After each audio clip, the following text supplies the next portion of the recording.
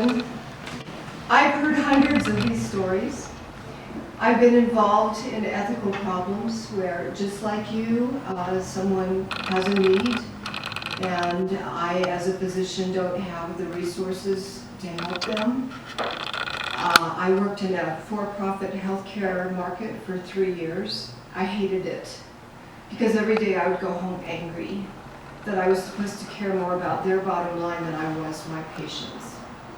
So I did prepare a speech, and I'm going to go through it because I think that it complements the personal with some data, and I'm a data-driven person. So that's another one of the reasons I'm running, is I'm tired of lies, and I'm tired of facts being treated as something that's irrelevant. So when you wake up at 3 o'clock in the morning, and I get to repeat too some things that other people have said, because this is all this, it's about human beings. So some of it's going to be things that you already heard. But when you wake up at 3 o'clock in the morning, what do you worry about? And it's just like Darlene said, you worry about your health care. You don't worry about whether you're a Democrat or a Republican. You worry about your children's and your grandchildren's health care. You worry about your job. Are you making ends meet? And if you're very, very fortunate not to have to worry about those things, you might worry about why your country keeps lying to you. Here are some of those lies. Lie number 1, Medicaid will not be cut.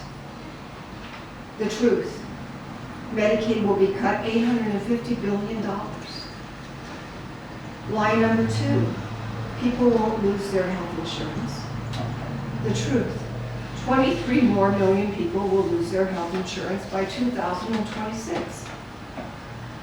Who are these people? 59% of them are children. Lie number 3, tax cuts will benefit everyone and stimulate the economy. The truth, the tax cuts will benefit the wealthy much more than anyone else. For instance, the Walmart family stands to benefit by $53 billion. Lie number 4, addicted, pregnant, and sick Americans won't be affected. The truth, the latest version of the Absence of Health Care Act allows states to opt out of keeping costs level for people with pre-existing conditions. Though technically required to cover these patients, the premiums will be so high as to become unaffordable. Lie number 5, the program does not discriminate against older Americans. Well, guess what? If you're a 64-year-old person earning $27,000 a year, you're going to pay almost half of your salary for health care. The AHCA charges older Americans disproportionate premiums. Lie number 6, Obamacare is failing. The truth, Obamacare is not failing, but it is being undermined by the Trump administration. According to the LA Times, quote, "It is the Trump administration that is driving much of the current instability by refusing to commit to steps to keep markets running, such as funding aid for low-income consumers or enforcing penalties for people who go without insurance," unquote. Ladies and gentlemen, the ACA was never perfect. If a public option had been included, as was originally planned 8 years ago, we would have 8 years of experience by now that would have clarified that nonprofit healthcare is the only sustainable solution to our current dilemma. People become ill at unpredictable junctures in their life. You can save up to buy a car. You can shop around and compare prices and models. You can try to bargain to get the best deal. None of these things is true of healthcare. Yes, you can save your money, but you have no way of predicting when you will need it. You cannot compare prices or models of healthcare. You cannot negotiate the price. You do not have the expertise necessary to evaluate who has the best CT scanner or MRI machine. You are forced to trust the judgment of your medical provider. The free market does not prevail in healthcare because supply and demand are not controllable according to the vagaries of the human condition. Our Constitution states that our government's role is to ensure the common good. We are guaranteed life, liberty, and the pursuit of happiness. I cannot imagine how anyone can fully attain happiness when threatened with bankruptcy due to medical bills, as 643,000 Americans face every single year. A tweet I received last night stated the following: "Here is a simple idea. Everybody take care of their own health care and associated expenses. Leave taxpayers out of it." And yet, my guess is that if I sat down with this individual and asked him if Hurricane Katrina had wiped out his home and he could take care of his lost house and associated expenses without insurance or emergency aid, the answer would be no. If a drunk driver totaled his car and injured his grandchild, he might agree that he was glad he had car insurance. He might even acknowledge that a veteran who served his country deserves the care afforded by the Veterans Administration. Perhaps he would be generous enough to think that Medicare is okay, because older people pay payroll taxes all their working lives and contributed to society. He may think that it is okay for his federal dollars to maintain the highway on which he drives to work. But there is always this disconnect with the idea that we all have a right to health care. This is a dilemma that every other developed nation solved years ago. If we are all willing to pay for our roads to be smooth, I can't imagine why we aren't willing to pay for our lives to be smooth, knowing that our basic health care needs will be met in the same communal spirit. Health care is more important than road maintenance. It's more important than a lot of things we willingly let our tax dollars pay for.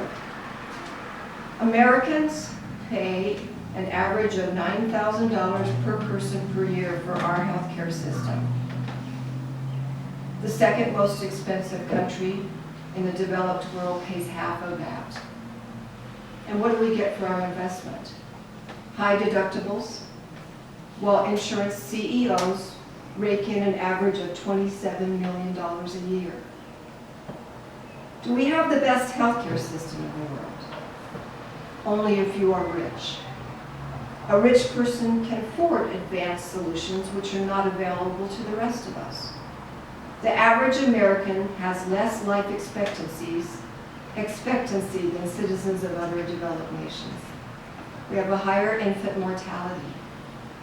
We have other statistics that lag behind other countries. The notion that we have superior health care that is the envy of the world is false. Other countries pay less and receive more.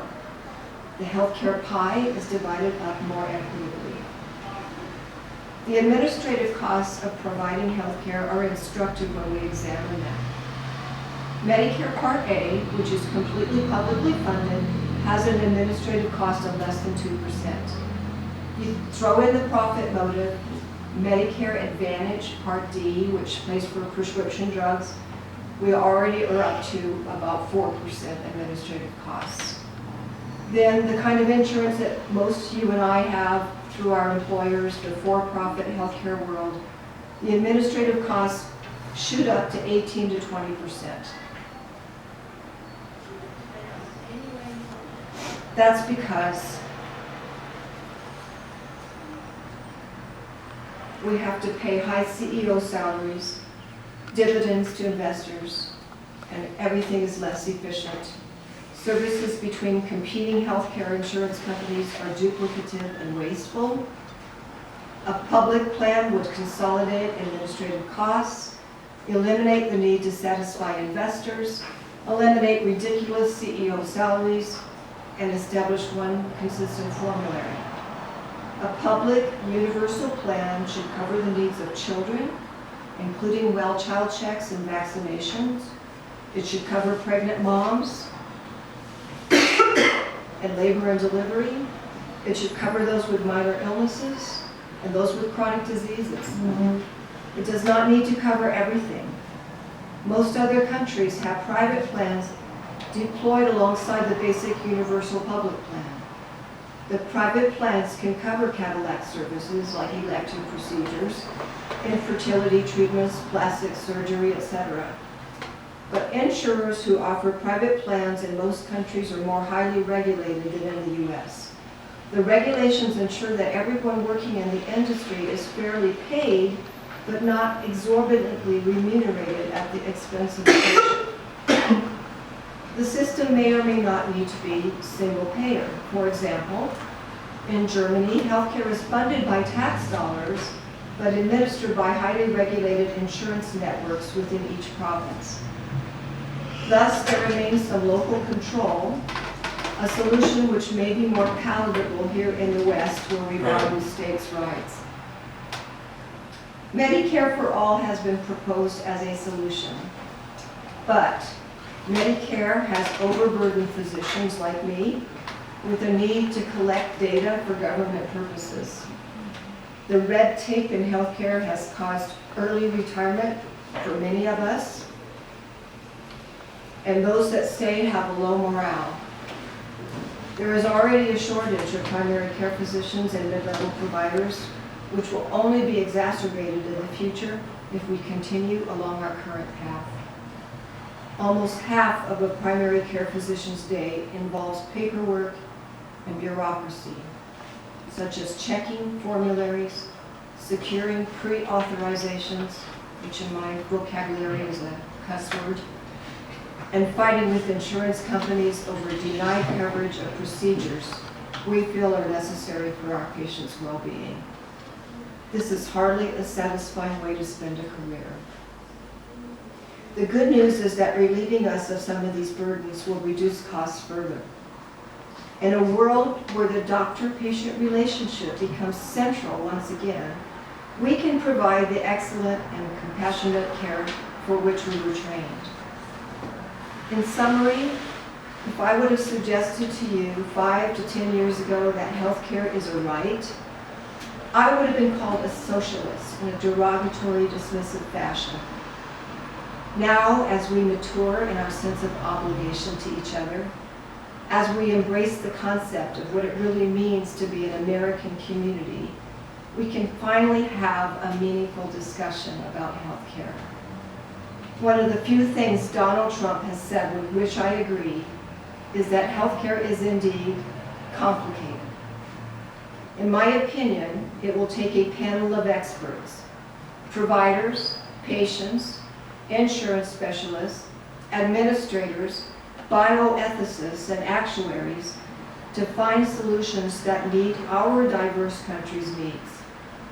The process must not be rushed, must be measured and well considered.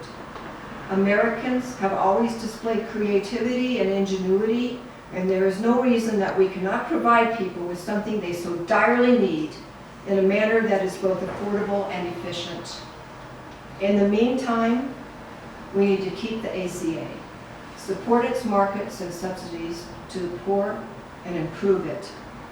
The GOP solution is nothing short of cruel and inhumane, and any member of Congress voting for it or similar proposals should lose their right to represent us. It's that simple. It's why James, Darlene, and I are all here today, to give you the choice to elect people who actually care about your welfare. Thank you. Thank you.